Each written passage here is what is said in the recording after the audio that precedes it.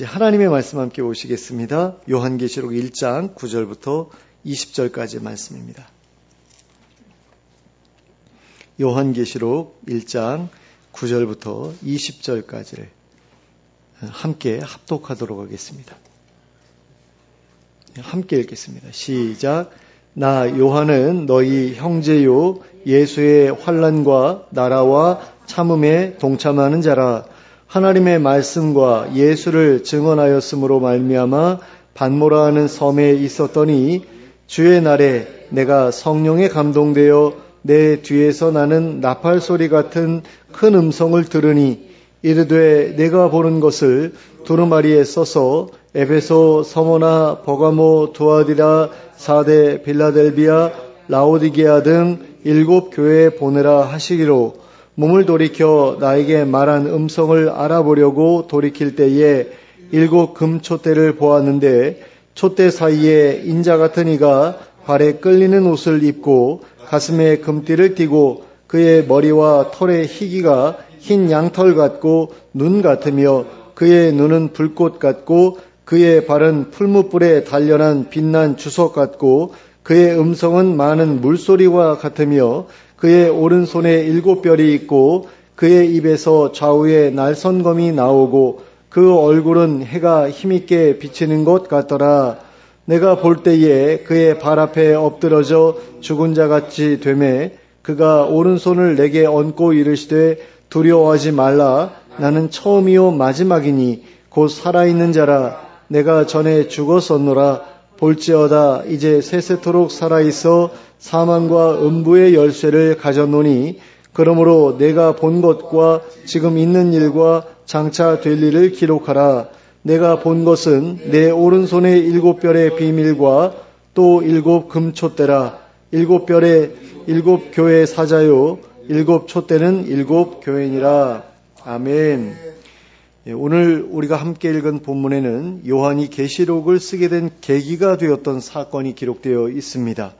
요한은 반모섬에 유배되어 있던 가운데 부활하신 예수님을 환상 중에 뵙게 되었습니다. 그리고 그분의 명령에 따라 이 편지, 즉 계시록을 쓰게 되었습니다. 그리고 본문에는 요한이 그때 보았던 환상에 대한 내용이 자세하게 기록되어 있습니다. 본문에서 요한은 가장 먼저 자신이 누구이며 어떤 상황에서 이 환상을 보게 되었는지를 소개하였습니다. 9절 말씀을 함께 보시겠습니다. 나 요한은 너희 형제요 예수의 환난과 나라와 참음에 동참하는 자라. 하나님의 말씀과 예수를 증언하였으므로 말미암아 반모라 하는 섬에 있었더니, 여기에서 요한은 자신의 독자들에게 자신을 소개하기를 자신은 그들의 형제이며 또한 예수님의 환난과 하나님의 나라와 예수님의 인내에 동참하고 있는 사람이라고 소개하였습니다. 요한이 자신을 이렇게 소개하고 있는 이유는 그 당시에 벌어지고 있었던 심각한 박해로 인해 많은 성도들이 고통을 겪고 있었기 때문입니다. 그래서 요한은 자신도 그들과 함께 그러한 환난을 겪고 있는 형제이며 또한 하나님 나라에 대한 소망을 가지고 그러한 환난을 인내로서 버텨내고 있는 사람이라고 소개했던 것입니다. 그리하여 그들과 깊이 있는 공감대를 형성함으로써 자신이 쓴 편지에 대한 그들의 관심을 이끌어내고자 했던 것입니다. 그리고 요한은 자신이 하나님의 말씀과 예수님을 증언하다가 반모라 하는 섬에 유배되었다고 하면서 자신이 이러한 환난을 겪고 있다고 소개했습니다. 이 또한 자신의 독자들에게 너희만 환난을 겪고 있는 것이 아니라 나도 이렇게 환난을 겪고 있다는 메시지를 전해줌으로써 그들을 격려하고자 했던 것이었습니다. 그리고 그 다음에는 자신이 예수님께로부터 이 편지를 기록하라고 명령을 받았던 일에 대해서 소개하였습니다. 10절과 11절 말씀을 보시겠습니다. 주의 날에 내가 성령에 감동되어 내 뒤에서 나는 나팔 소리 같은 큰 음성을 들으니 이르되 내가 보는 것을 두루마리에 써서 에베소, 서모나, 버가모, 두아디라, 사데, 빌라델비아, 라오디게아 등 7 교회에 보내라 하시기로. 자, 여기서 주의 날이라고 하는 날은 오늘날의 주일을 가리킵니다. 요한은 자신이 어느 주일에 성령에 감동되어 있을 때에 자신의 뒤에서 나는 큰 음성을 들었다고 하였습니다. 그런데 그 음성이 얼마나 컸는지 나팔 소리 같았다고 하였습니다. 그러므로 이것은 절대로 요한의 마음속에서 생겨난 음성이 아니었다는 것을 알 수 있습니다. 우리는 가끔 기도를 하는 중에 하나님의 세미한 음성을 듣게 될 때가 있습니다. 그런데 어떤 때에는 그 음성이 너무 작아서 이것이 하나님께서 주신 음성인지 아니면 내 마음속에서 생겨난 음성인지를 구분하기가 어려울 때가 있습니다. 그러나 요한이 들었던 이 음성은 나팔 소리처럼 커다란 음성이었습니다. 그러므로 자기 내면에서 생겨난 소리와 혼동될 수 없었습니다. 그래서 요한은 도대체 누가 이렇게 큰 소리로 자기에게 말을 건 것인지를 확인하기 위해 몸을 뒤로 돌이켰습니다. 그리고는 너무나 놀라운 모습을 보게 되었습니다. 12절부터 16절까지의 말씀을 보시겠습니다. 몸을 돌이켜 나에게 말한 음성을 알아보려고 돌이킬 때에 7 금 촛대를 보았는데 촛대 사이에 인자 같은 이가 발에 끌리는 옷을 입고 가슴에 금띠를 띠고 그의 머리와 털의 희기가 흰 양털 같고 눈 같으며 그의 눈은 불꽃 같고 그의 발은 풀무불에 단련한 빛난 주석 같고 그의 음성은 많은 물소리와 같으며 그의 오른손에 7별이 있고 그의 입에는 좌우에 날선검이 나오고 그 얼굴은 해가 힘있게 비치는 것 같더라. 자, 요한이 뒤를 돌아보았을 때 가장 먼저 눈에 들어온 것은 7개의 금촛대와 그 사이에 있던 인자와 같은 이였습니다. 그런데 우리가 성경에서 인자와 같은 이라는 표현을 보면 자동적으로 예수님이시구나 라고 생각하면 됩니다. 요한이 보았던 인물은 바로 부활하신 예수님이셨던 것입니다. 그런데 그분이 7개의 금촛대 사이에 계셨다고 하였습니다. 그러면 이 7개의 금촛대는 부활하신 예수님께서 천상에서 사용하시던 금촛대를 가지고 오셔서 보여주신 것이었을까요? 그렇지 않습니다. 본문 20절을 보시면 이 7 금촛대는 7 교회다라고 말씀하고 있습니다. 그러므로 이 7 금촛대는 환상 속에서 상징적으로 보여진 것이라고 할 수 있습니다. 그리고 그렇다고 한다면 요한이 본 예수님 역시 환상 속에서 나타나신 예수님이셨다고 볼 수 있습니다. 그러므로 요한이 반모섬에서 보았던 것들은 모두가 환상 속에서 보여진 것들이었음을 알 수 있게 됩니다. 그런데 요한이 환상 속에서 본 예수님의 모습은 이 땅에 계실 때의 모습과는 조금은 다른 모습이셨습니다. 그분은 발에 끌리는 길게 늘어진 옷을 입고 계셨고 가슴에는 금띠를 띠고 계셨습니다. 그런데 이것은 예수님께서 제사장이 입는 옷을 입고 계셨다는 의미입니다. 그런데 이 땅에 계실 때는 이런 옷을 입고 계시지는 않으셨죠. 그냥 세마포 옷을 입고 계셨을 뿐이지 제사장들이 입고 있는 그런 옷은 입고 계시지 않으셨거든요. 어쨌든 부활하신 이후에 그리고 승천하신 이후에 이런 모습으로 계셨을 것이다 라는 겁니다. 그리고 그분의 머리털은 흰 양털과 눈과 같이 희었고 또 그분의 눈은 불꽃 같아 보였다고 하였습니다. 그리고 그분의 발은 빛나는 주석과 같아 보였다고 하였습니다. 그런데 주석이라고 하면 대부분의 사람들에게는 친숙하지 않은 금속입니다. 그래서 예수님의 발이 도대체 어떤 모습으로 보였다는 것인지 잘 감이 오지 않는 그런 느낌을 받게 됩니다. 그런데 표준 세번역 성경의 번역에서는 이 주석이라는 말을 굴이라는 말로 바꾸어서 번역하고 있는 것을 볼 수 있습니다. 그리고 우리는 이 두 개의 번역 가운데 어떤 번역이 더 정확한 번역인지 알 수 없습니다. 이게 주석인지 굴인지 정확하게 모른다라는 겁니다. 하지만 주석이든 굴이든 풀무에서 즉 용광로에서 달군 금속이라면 그 어떤 금속이든 간에 비슷한 빛을 띠게 되어 있습니다. 그러므로 우리는 이 구절을 이해함에 있어서 예수님의 발이 그와 같이 용광로에서 달궈진 금속과 같은 빛을 띠고 있었다고 이해하면 될 것 같습니다. 그리고 이것은 아마도 예수님의 뒤에서 강하게 비치고 있던 후광에 의해 그렇게 보이게 되었던 것이었을 것입니다. 그리고 그분의 음성은 많은 물소리와 같았다고 하였습니다. 그러면 많은 물소리와 같았다는 말은 어떤 것을 의미하는 것일까요? 그것은 홍수가 나서 엄청난 물이 하류를 향해 흘러갈 때에 나는 소리처럼 큰 소리였다는 것을 의미한다고 볼 수 있습니다. 그리고 어쩌면 폭포에서 떨어지는 물에서 나는 커다란 소리와 같았다는 의미일 수도 있습니다. 그리고 이것은 예수님의 목소리가 굉장히 힘있고 위험 있는 목소리로 들렸다는 의미였을 것입니다. 그리고 그분의 오른손에는 7별이 있었다고 하였습니다. 그리고 본문 20절을 보시면 이 7별은 7교회의 사자다라고 말씀하고 있는 것을 볼 수 있습니다. 그러므로 이 7별 역시 진짜 별이 아니라 상징적으로 보여진 별이었음을 알 수 있습니다. 그런데 이 7교회의 사자를 상징하는 7별이 예수님의 오른손에 쥐어져 있었다는 것이 의미하는 것은 무엇입니까? 예수님께서 7교회의 성도들을 그 손에 붙들고 계셨다는 의미입니다.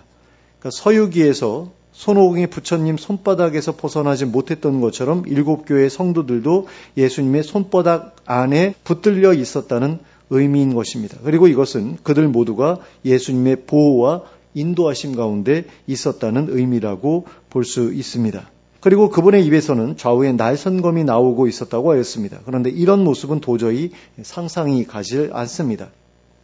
그러니까 서커스에서 긴 칼을 입속으로 넣었다가 빼는 그런 장면은 영화 같은 데서 볼 수 있지만 입속에서 날선검이 나오는 것은 영화에서도 볼 수가 없기 때문입니다. 그리고 입속에서 날선검이 나온다고 하는 것은 아마도 날부터 나오는 모습을 이야기하고 있는 것 같은데 저로서는 예수님의 입에서 이런 검이 나오는 모습이 상상이 되질 않습니다. 그러므로 이 또한 환상 가운데에서 보여진 상징적인 모습이라고 볼 수 있을 것 같습니다. 그리고 이것은 예수님의 입에서 나온 말씀마다 좌우의 날선검처럼 예리했다고 하는 의미에서 한 말이 아니었을까 싶습니다. 그리고 마지막으로 그분의 얼굴은 해가 힘있게 비치는 것 같았다고 하였습니다. 얼굴이 해처럼 환하게 빛나고 있었다는 의미라고 할 수 있을 것입니다. 그리고 우리는 요한의 이러한 묘사들을 보면서 요한이 예수님에 대해 묘사한 것은 예수님이 요한 앞에 나타나셨을 때 요한이 보았던 모습 그대로 묘사한 것이 아니라 요한이 예수님을 보았을 때 받았던 느낌대로 묘사한 것이었다는 사실을 알 수 있습니다. 그러니까 지금 요한이 계속해서 같았다 이런 식으로 얘기를 하거든요. 그러니까 그런 느낌을 받았다라는 말 대신에 같았다라는 표현을 쓴 것으로 그렇게 이해하면 될 것 같다라는 겁니다. 만일 요한이 묘사한 그대로 예수님의 모습을 그려본다면 사람이 아닌 이상한 괴물 같은 모습으로 그려질 수밖에 없을 것입니다. 그러므로 요한의 묘사는 요한이 예수님을 보고 받았던 충격적인 느낌에 근거한 묘사라고 보아야지 실제로 예수님이 그런 모습으로 나타나셨다고 보는 것은 적절하지 않다고 할 수 있겠습니다. 그리고 실제로 요한은 부활하신 예수님의 모습을 보았을 때 굉장히 큰 충격을 받았습니다. 그래서 그 앞에 죽은 자처럼 쓰러져 버렸습니다. 그러자 예수님께서는 요한에게 오른손을 얹으시고 자신을 소개하시면서 두려워하지 말라고 하셨습니다. 17절과 18절 말씀을 보시겠습니다. 내가 볼 때에 그의 발 앞에 엎드러져 죽은 자같이 되매 그가 오른손을 내게 얹고 이르시되 두려워하지 말라. 나는 처음이요 마지막이니 곧 살아있는 자라. 내가 전에 죽었었노라. 볼지어다 이제 세세토록 살아있어 사망과 음부의 열쇠를 가져노니. 자, 여기에서 예수님이 요한을 향해 두려워하지 말라고 하신 다음에 자신을 소개하신 이유는 요한이 자기가 누구인지를 알게 되면 더 이상 자신을 두려워하지 않으리라는 것을 아셨기 때문입니다.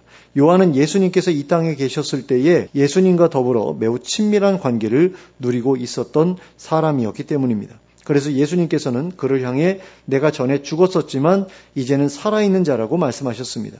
그러니까 내가 십자가에서 죽었다가 다시 살아난 예수다 라고 말씀하신 것입니다. 그리고 이제 세세토록 살아있어 사망과 음부의 열쇠를 가졌다고 하셨습니다. 그런데 예수님께서는 이 땅에 계실 때에도 이와 같이 열쇠에 관해 말씀하신 적이 있었습니다. 바로 천국 열쇠에 관한 말씀이었습니다. 마태복음 16장 19절 말씀을 제가 읽어드리겠습니다. 내가 천국 열쇠를 내게 주노니 내가 땅에서 무엇이든지 매면 하늘에서도 매일 것이요 내가 땅에서 무엇이든지 풀면 하늘에서도 풀리리라 하시고. 예수님의 이 말씀은 베드로가 예수님을 향해 주는 그리스도시요 살아계신 하나님의 아들이십니다 라고 말씀드렸을 때 예수님께서 베드로에게 해주셨던 말씀입니다. 그런데 예수님께서 베드로에게 천국 열쇠를 주실 수 있으셨다는 것은 그 열쇠가 원래 예수님께 있었다는 의미라고 할 수 있습니다. 그리고 우리는 본문 18절의 말씀을 통해 예수님께 천국 열쇠 말고도 사망과 음부의 열쇠가 있었다는 사실을 알 수 있게 됩니다. 그리고 요한도 우리처럼 예수님의 말씀을 통해 그 사실을 알게 되었을 것입니다. 그리고 아마 예전에 들었던 말씀과 서로 연결해서 생각해 보았겠죠. 천국 열쇠를 베드로에게 맡기신다고 하셨는데, 근데 사실 베드로만이 아니라 베드로로 대표되는 모든 성도들에게 이제 맡기신 것 아닙니까? 그런데 이제는 사망과 음부의 열쇠가 그분께 있으니 저분이 예수님이 맞구나라고 아마 생각했을 것이다라는 거죠.